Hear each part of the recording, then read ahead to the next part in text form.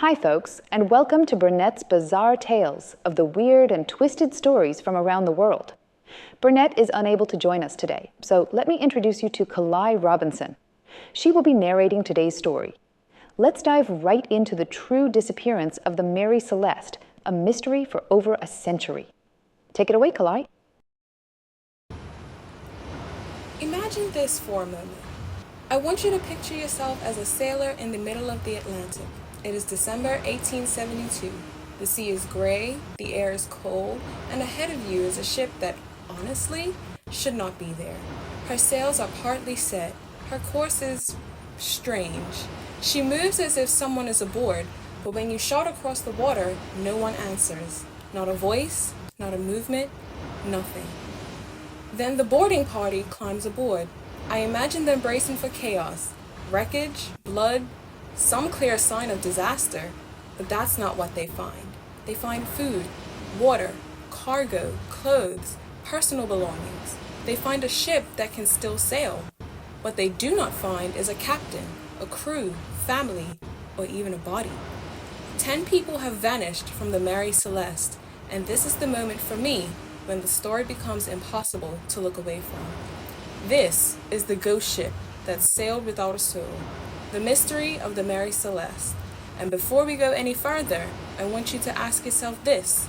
If you found a ship still afloat, still stocked with supplies but completely empty, would you climb aboard? Before the Mary Celeste became a ghost story, she was just a working merchant ship. That's easy to forget, isn't it? I find that detail important because it reminds us this was not born as a legend. She was built in Nova Scotia in 1861 and was first launched under another name, Amazon.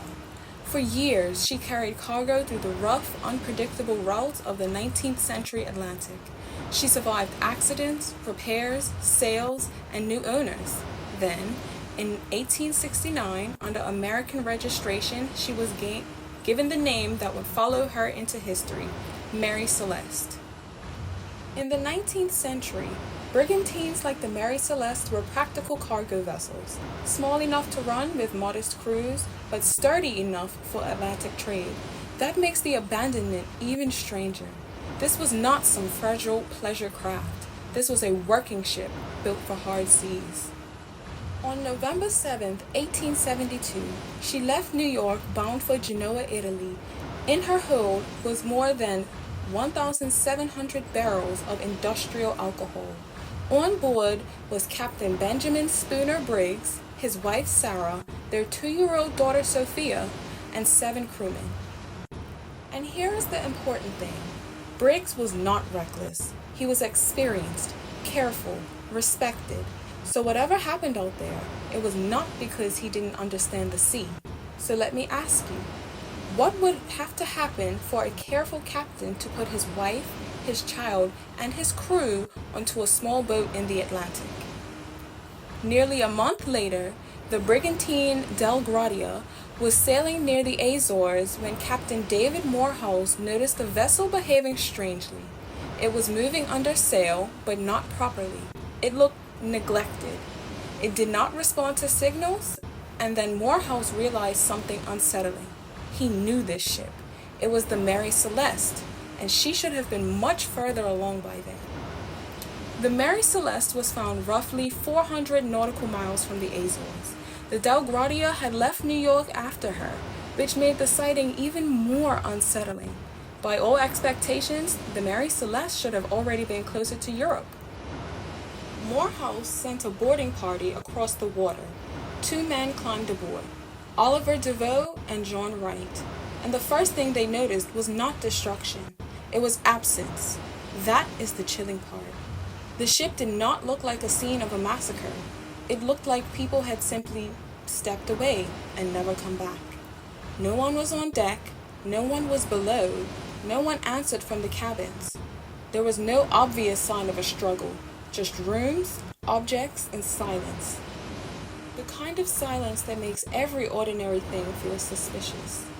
If you ever walked into a place and felt that someone had just only left, you can almost feel the unease of that moment. The ship was disheveled, yes, but not destroyed. There was water in the hold, Enough to worry a captain perhaps, but not enough to sink her. Food and drinking water still remained. The cargo was mostly intact.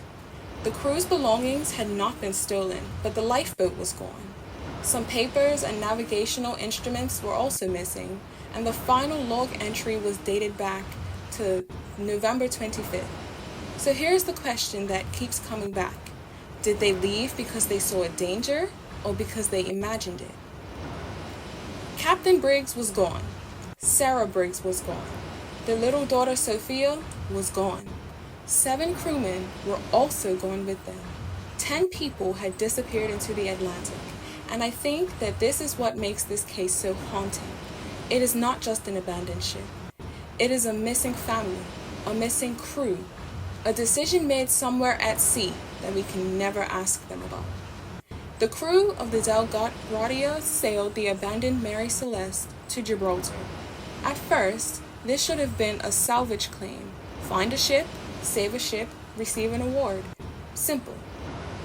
But nothing about the Mary Celeste stayed simple for long. The moment officials looked closer, the questions multiplied. Salvage hearings were common in maritime law. If a crew rescued a drifting vessel and brought it safely to port, they could be awarded money. But in this case, the empty ship turned a routine legal process into an investigation.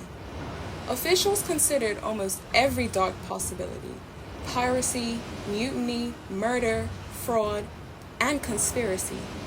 Had the crew of the Dei Gratia harmed the people aboard the Mary Celeste?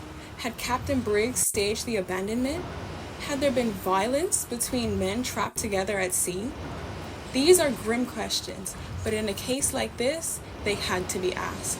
And as a listener, I think this is where you start sorting the theories in your own mind. What feels possible? What feels too convenient? And yet, the evidence would not cooperate. There was no convincing sign of looting. No clear trace of murder, no bodies, no confession, no final message. In the end, the court found no proof of foul play, which is frustrating, frankly, because if it was not murder, not piracy, and not mutiny, what are we left with? A ship, a missing boat, and fear. The Mary Celeste became a blank space where imagination rushed in, and you can see why. Pirates? Maybe, except valuables remained behind. Mutiny? Possible, except there was no convincing evidence. Sea monsters, madness, the supernatural, those make good stories, but they do not fit the facts very well. The most persuasive explanations are quieter than that, less dramatic, and somehow more tragic. One possibility is that Captain Briggs believed the ship was sinking. A pump had been disassembled. A sounding rod was found nearby. Now, that might sound like a small detail, but at sea, small details can become enormous. If the crew misread the amount of water in the hold, or if the pump was failing, Briggs may have believed the Mary Celeste was in far greater danger than she really was. Another theory centers on the cargo. More than 1,700 barrels of industrial alcohol. That is a detail worth sitting with for a second. If vapor escaped and built up below deck, it may have created the threat, or even the sound of an explosion. Not a Hollywood fireball. Maybe just enough pressure, enough noise, enough fear to make a cautious captain think, we need to get off this ship now. The cargo was industrial alcohol, not drinking alcohol. Some barrels were later found empty or leaking, which has helped fuel the theory that fumes may have played a bigger role in the crew's decision to leave the ship. Picture that moment. Briggs hears something alarming below deck. The ship has taken on water. The weather has been rough. The cargo is dangerous. His wife and child are aboard. What does he do? What would you do? Stay on a ship you fear may explode or sink? Or take the boat just for a short while, just until you are sure? If the lifeboat was tied to the ship and that line broke, the people in the boat could have drifted away in heavy seas. The Mary Celeste, still seaworthy, would continue sailing. The people who left her would be lost, and that possibility is awful because it feels so ordinary. No monster, no villain, just fear, weather, a rope, and a decision made too quickly. It is not the wildest explanation. It's worse than that. It's believable, and maybe that's why this story lingers. The Mary Celeste did not disappear. She kept sailing under new owners for years. In 1885, she met an inglorious end near Haiti, deliberately wrecked as part of insurance fraud. There is something strangely sad about that, isn't there? After all the mystery, all the fear, all the legend, the ship's final chapter was not supernatural at all. It was ordinary human greed. But by then, her real life had already been swallowed by her legend. The story endures because it gives us almost everything except an answer. A seaworthy ship, an untouched cargo, a missing boat, a silent deck, a final log entry, and a family and crew gone without a trace. It's all there, laid out like evidence on a table, and still, at the center, empty. And maybe that's what unsettles me most. The facts are not missing, the people are. So next time you hear the phrase, ghost ship, remember the Mary Celeste. Imagine her moving through the Atlantic with no hand on the wheel, her cabins waiting, her lifeboat missing, her last entry already 10 days old. And ask yourself one final question. If the ship survived, why didn't they? So to pull the threads together, the Mary Celeste left New York in November of 1872 with Captain Briggs, his family, 7 crewmen, and a cargo of industrial alcohol. Less than a month later, she was found adrift near the Azores, still seaworthy, supplied and almost intact, but utterly empty. No proven piracy, no confirmed mutiny, no bodies, just a missing lifeboat, a silent ship, and one of the most enduring questions in maritime history. If this mystery pulled you in, follow the show so you do not miss the next one. And if you know someone who loves unsolved history, send them this episode, then ask them what they think really happened aboard the Mary Celeste. Leave a rating or review if you can. It helps more curious listeners to find the show. Next time, we step into another mystery, a lonely lighthouse, 3 missing keepers, and a logbook that seems to stop just when the fear begins. I'll be there with you, following the clues one by one. Until next time, keep listening for the silences.